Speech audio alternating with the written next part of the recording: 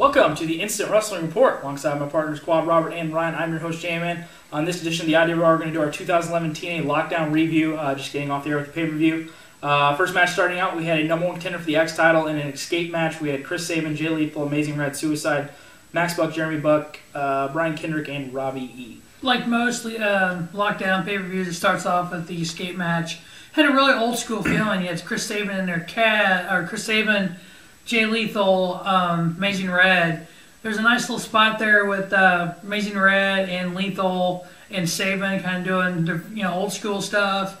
Kind of what all three of them came up doing, fighting each other, spins, kicks, the whole 9 yards. Yeah, there's some younger guys there. The Bucks that are in there, Jeremy Buck and Max Buck. Suicide.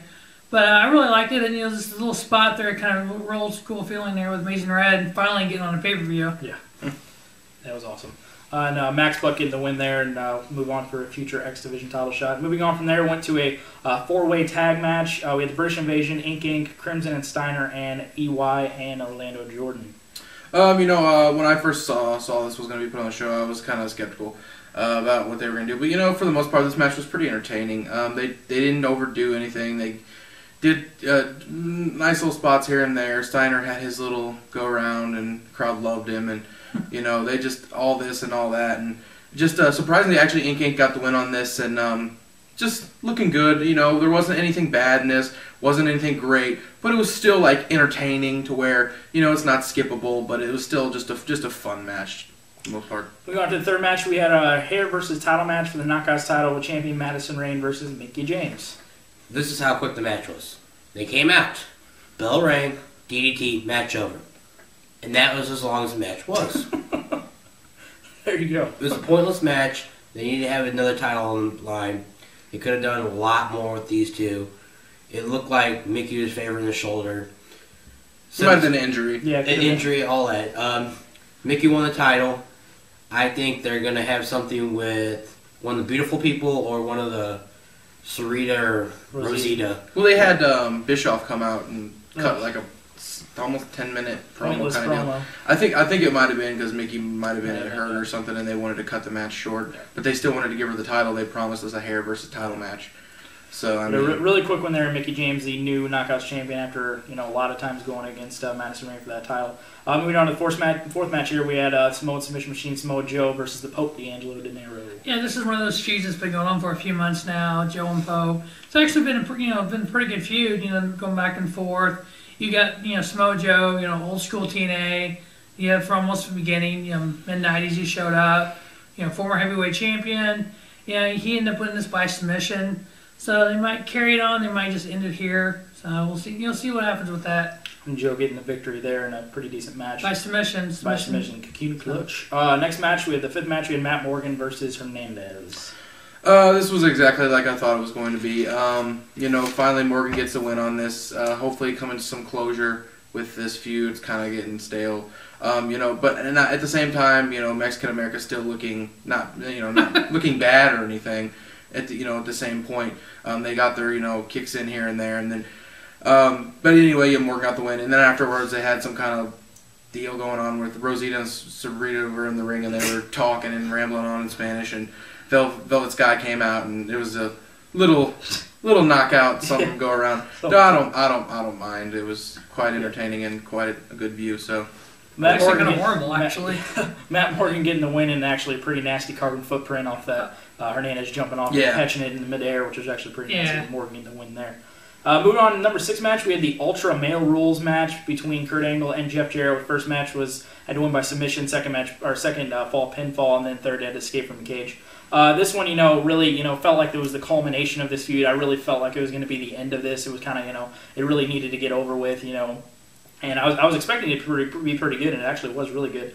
Jeff Jarrett getting the victory with a whole bunch of shenanigans going on at the end. Kurt Angle almost looking like he about decapitated himself on this spot where they had looked like he was going to do a powerbomb with almost kind of hurricane it out, and then Kurt doing his classic cage moonsault spot, which was pretty interesting there. Kind of the very funny thing, if a lot of people you've been seeing all the stuff going on with Kurt Angle and Randy Orton with Kurt Angle talking about how Rayne has been using his stuff and all that kind of stuff, and then he ended up being the RKO and even setting up for it and pounding his fist, which is pretty funny to see. But it looks like it might continue here from here. A lot of shenanigans with, looking like Kurt was going to dominate. He could have had it to where he got out of there, but Karen getting involved. But I expect to see something here moving on from here, and will more likely continue.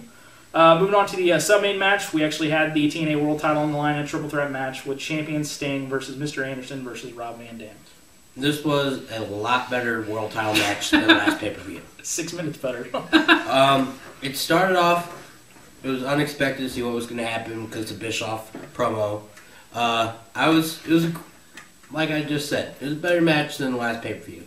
I don't have to throw anything. I don't think it could have got worse than last time. it couldn't have got worse. It wasn't anything spectacular. No. But, it's what we thought, and there was a spot where Hogan came out and we thought, maybe Van Dam was going to turn or Anderson was going to turn. And, he brought the pipe out. They just... Van Dam threw it down. Anderson picked it up. Hits Van Dam with it. Says, I'm not doing this. Anderson's I'm not doing this for you. I'm doing it for me. Yeah. And Sting, out of nowhere, hits the Scorpion Death Drop and just gets it. And, exactly how, I didn't see him losing it after they just gave it to him, so... It looked like there's going to be stuff moving on there with Anderson and Sting, and Robbie and him more likely involved with that. Moving on to the main event, we had the Lethal Lockdown match. 2 years in a row we've had Lethal Lockdown main Lockdown's pay-per-view. We had Team Fortune, which was Christopher Daniels, Beer Money, and Kaz versus Immortal, which was Ric Flair, Biss, Matt Hardy, and who else am I missing? Bully Ray. That's right. How did I forget him?